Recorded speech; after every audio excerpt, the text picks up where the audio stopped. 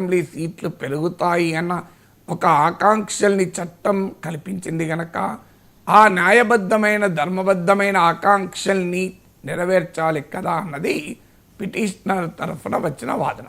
ఈ doctrine of legitimate ఎక్స్పెక్టేషన్స్ను కూడా supreme court ప్రస్తావిస్తూ ఇలాంటి లెజిటిమేట్ ఎక్స్పెక్టేషన్స్ అనే సెంటిమెంట్ కరెక్టే, కానీ లెజిటిమేట్ ఎక్స్పెక్టేషన్స్ అనే డాక్ట్రిన్ను ఎప్పుడు అమలవుతుంది, దానికి ఉన్న లీగల్ థ్రెషోల్డ్ ఏంటి అన్నప్పుడు డాక్ట్రిన్ ఆఫ్ లెజిటిమేట్ ఎక్స్పెక్టేషన్స్ కూడా కాన్స్టిట్యూషనల్ నిబంధనలకు చట్ట నిబంధనలకు లోబడి మాత్రమే ఉండాలి.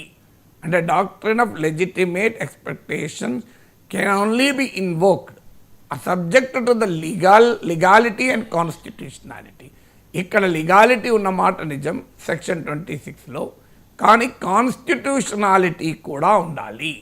అందువల్ల డాక్ట్రిన్ ఆఫ్ లెజిటిమేట్ ఎక్స్పెక్టేషన్స్ను లీగాలిటీ అండ్ కాన్స్టిట్యూషనాలిటీకి సంబంధం లేకుండా చూడకూడదు. అందువల్ల చట్టంలో ఉందని మీకు ఆకాంక్షలు క్రియేట్ అయినాయి కనుక ఆకాంక్షల్ని నెరవేర్చమని అడగలేము, ఎందుకంటే అది రాజ్యాంగానికి లోబడి మాత్రమే ఉండాలి, రాజ్యాంగానికి సంబంధము లేకుండా ఉండరాదు అని డాక్ట్రిన్ ఆఫ్ లెజిటిమేట్ ఎక్స్పెక్టేషన్స్ కింద సీట్లు పెంచాలన్న డిమాండ్ను కూడా సుప్రీంకోర్టు కొట్టివేసింది. అందువల్ల చాలా క్లియర్గా సుప్రీంకోర్టు వాదన ఏంటి, జమ్మూ కాశ్మీర్తో పోల్చలేము, ఆ సెక్షన్ 26లో ఉంది గనక చేయలేము, అందువల్ల రాజ్యాంగంలోని ఆర్టికల్ 170 రెండు తెలుగు రాష్ట్రాలకు కూడా వర్తిస్తుంది.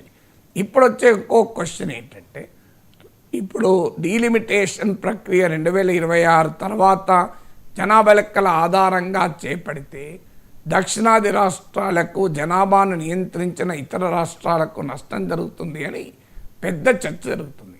దీనికి పరిష్కారం ఎలా అనే ఆర్గ్యుమెంట్ కూడా నడుస్తుంది.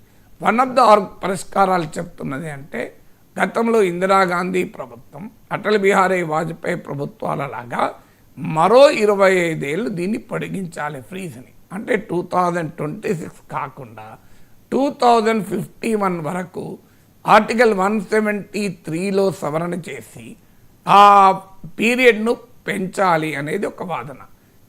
ఇది గనక కేంద్రము ఆమోదిస్తుందని చెప్పలేము, ఎందుకంటే కేంద్రానికి బీజేపీకి తనకు అనుకూలమైన హిందీ రాష్ట్రాల్లో సీట్లు పెరిగి తనకు అనుకూల వాతావరణము లేని దక్షిణాది రాష్ట్రాల్లో సీట్లు పెరగవు గనక పొలిటికల్లీ అది అడ్వైజబుల్, పొలిటికల్లీ వాళ్ళకు ప్రిఫరబుల్.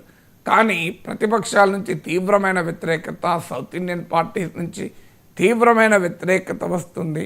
ఇది పొలిటికల్ బ్యాటిల్స్కు, లీగల్ బ్యాటిల్స్కు దారితీయవచ్చు కనుక ఒకవేళ మోడీ ప్రభుత్వం కూడా అంగీకరించి మరో 25 ఏళ్ళు పెంచిందనుకోండి, ఇక 2051 వరకు ఆంధ్రప్రదేశ్లో తెలంగాణలో సీట్లు పెరిగే ప్రసక్తే లేదు.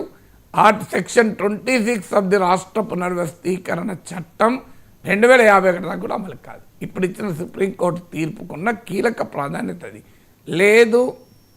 2026తో ముగుస్తున్న ఆర్టికల్ 170 క్లాస్ 3లోని డీలిమిటేషన్ పైన ఉన్న ఫ్రీజ్ కాస్త పోయి మళ్ళీ డీలిమిటేషన్ చేపడితే అప్పుడు ఆంధ్రప్రదేశ్లో 225కు, తెలంగాణలో 153కి అసెంబ్లీ సీట్లు పెరిగే అవకాశం ఉంటుంది.